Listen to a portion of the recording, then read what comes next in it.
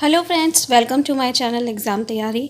आज हम लोग हिस्ट्री का 8th चैप्टर देखेंगे जो कि है अशोक, एक अनोखा सम्राट जिसने युद्ध का त्याग किया। तो ये जो चैप्टर है इसमें हम साम्राज्य के बारे में देखेंगे और देखेंगे अशोक के बारे में। अशोक जो है वो हिस्ट्री में बहुत ही ज़्यादा इम्पॉर्टेंट है। तो आइए देखते हैं। एक बहुत बड़ा राज्य, एक साम्राज्य। यानी साम्राज्य क्या होता है? देखिए यहाँ पे आपको फ़ोटो दिख रही है, ये किसकी फ़ोटो है? ये क्या है? हमारे आपने रुपयों वगैरह पे देखा होगा, पैसे पे देखा होगा। और इसके बारे में मैंने आपको 6 चैप्टर बताया था। ये सारनाथ में है, अशोक चिन्ह है ये। और ये स्तंभ है और इसमें जो होते हैं 4 शेर होते हैं। इतिहास के महानतम राजाओं में से अशोक जो थे वो एक महान राजा थे। निर्देश पर इसके जैसे कई स्तंभों और पत्थरों का अभिलेख जो है उत्कीर्ण किए गए, यानी कि उनके कहने पे बहुत सारे अभिलेख बनाए गए थे। इससे पहले कि हम ये जाने कि अभिलेख क्या होते हैं, हमें ये समझना ज़रूरी है कि साम्राज्य जो है वो इसे हम साम्राज्य क्यों कहते हैं। राज्य जो है और साम्राज्य, उसमें अंतर क्या है? ठीक है, क्योंकि जो अशोक है उनका साम्राज्य था। अशोक जिस साम्राज्य पर शासन करते थे उनकी स्थापना उनके दादा चंद्रगुप्त मौर्य ने लगभग 2300 साल पहले की थी। तो ये इम्पॉर्टेंट है कि अशोक जो साम्राज्य था यानी मौर्य साम्राज्य जो था वो किसने स्थापित किया? चंद्रगुप्त मौर्य ने। चाणक्य जिनको कौटिल्य के नाम से भी जाना जाता है, बहुत ही बुद्धिमान व्यक्ति थे और वो चंद्रगुप्त की सहायता किया करते थे।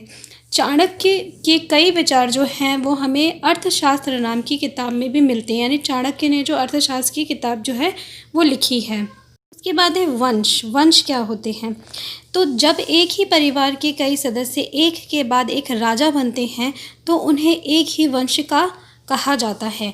मौर्य वंश में 3 महत्वपूर्ण राजा हुए। ठीक है, लगातार एक ही वंश का या एक ही परिवार के जो राजा बनते जाएंगे तो उनको पूरा वंश कहा जाएगा कि इस वंश से ये बिलोंग करते हैं।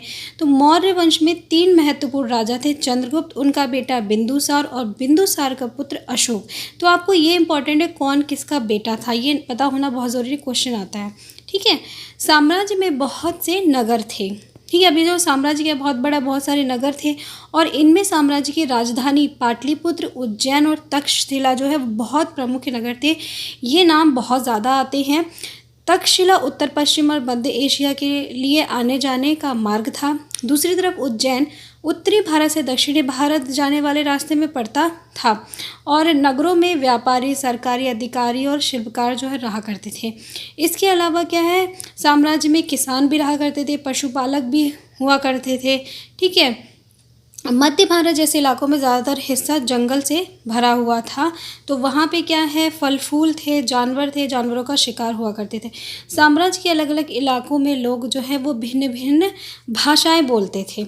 अब ये जो मैप है यहाँ पे सारा बताया है मौर्य साम्राज्य के बारे में कि मौर्य साम्राज्य जो उनके प्रमुख नगर कौन कौन से और उनके अभिलेख जो है कहाँ कहाँ पे प्राप्त हुए हैं। ठीक है, वे लोग शायद अलग अलग प्रकार का भोजन करते थे, यानी कि साम्राज्य बहुत बड़ा था तो अलग अलग तरह के लोग भाषाएं भी बोलते थे, अलग अलग तरह का पहनावा भी था और अलग अलग तरह की भोजन भी जो है वो किया करते थे। तो आप कह सकते हो एक साम्राज्य में अलग अलग राज्य थे। हैं, राज्य और साम्राज्य एक दूसरे से भिन्न कैसे हैं? तो चूंकि साम्राज्य राज्यों से बड़े होते हैं, पहली बात तो है कि साम्राज्य राज्य से बड़ा है, उसमें बहुत सारे राज्य होते हैं और उनकी रक्षा के लिए बड़ी सेनाओं की ज़रूरत होती है, इसलिए सम्राटों को राजाओं की तुलना में ज़्यादा संसाधन की ज़रूरत होती है। तो वहाँ क्या होते हैं, साम्राज्य में सम्राट होते हैं, इसी कारण उन्हें बड़ी संख्या में कर इकट्ठा करने वाले अधिकारियों की ज़रूरत होती है। तो ठीक है, राज्य से बड़ा है साम्राज्य और राजा से बड़ा है सम्राट।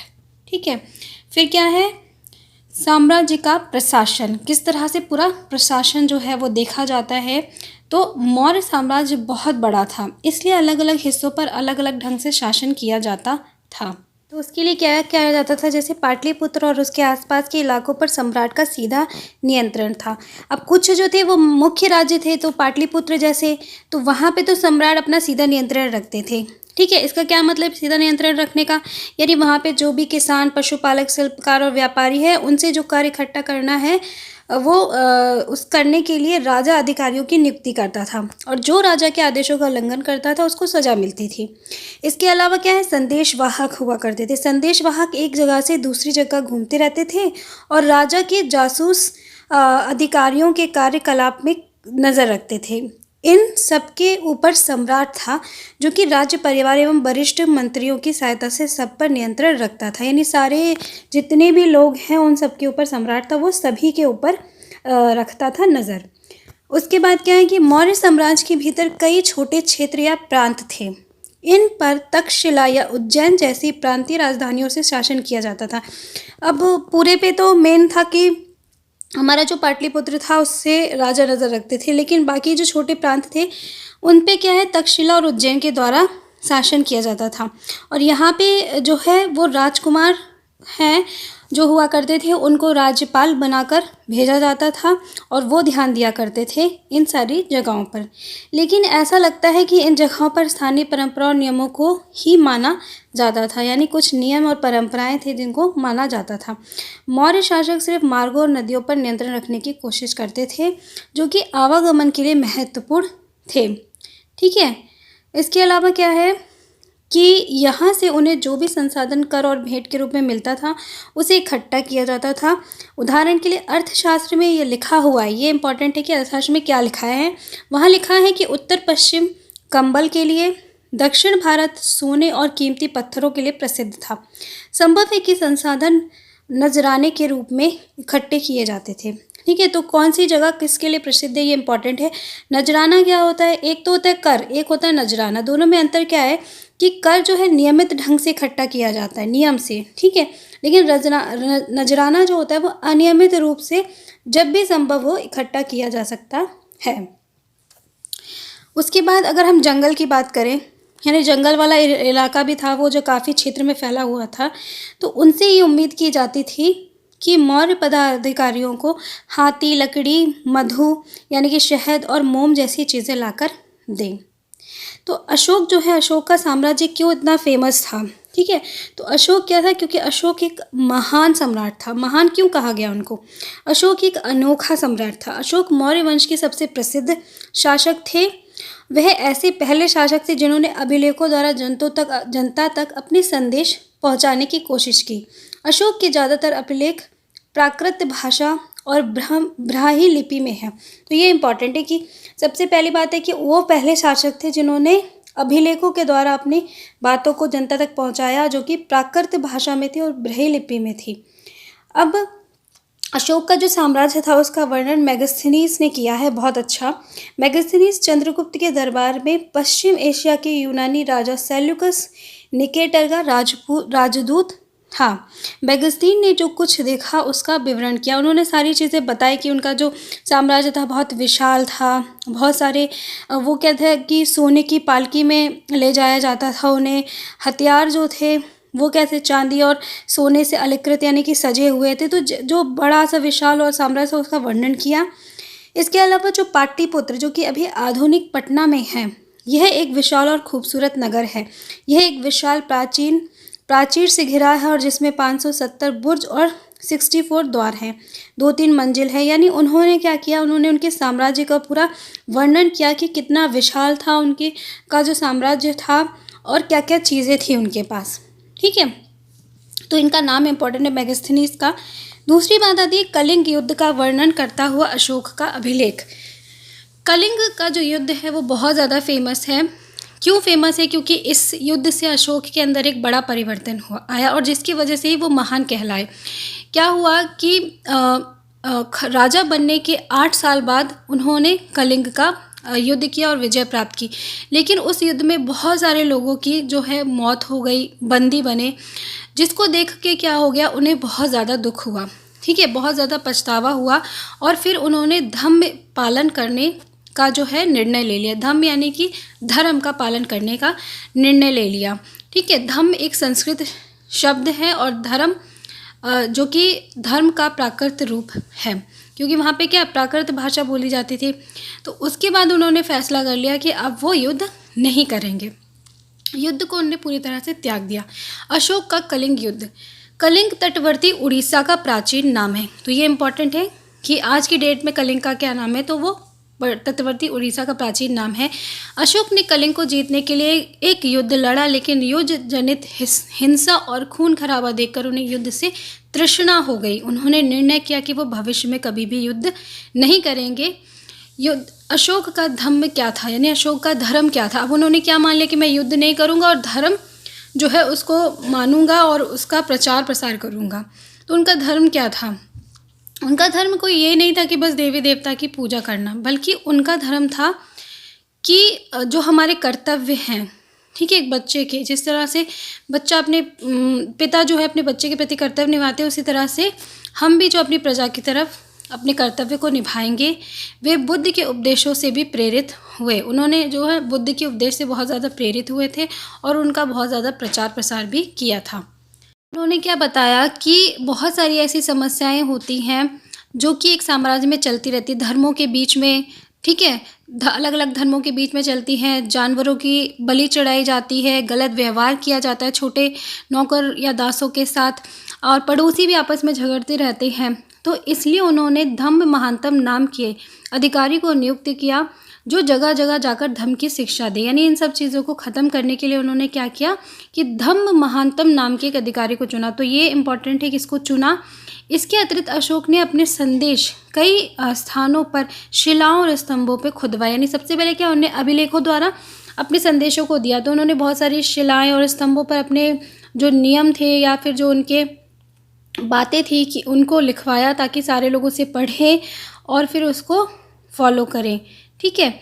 इसके अलावा अशोक ने धम्म के विचारों को प्रसारित करने के लिए सीरिया, मिस्र, ग्रीस तथा श्रीलंका में भी अपने दूत को भेजा था।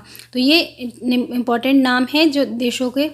उसके बाद है अपनी प्रजा के लिए अशोक के संदेश। अब उन्होंने जो संदेश लिखवाए वो क्या थे उनके संदेश, ठीक है। तो अपने दासों और नौकरों के साथ अच्छा व्यवहार करना, बड़ों का आदर करना, सभी जीवों पर दया करना और ब्राह्मण तथा श्रमणों को दान देना।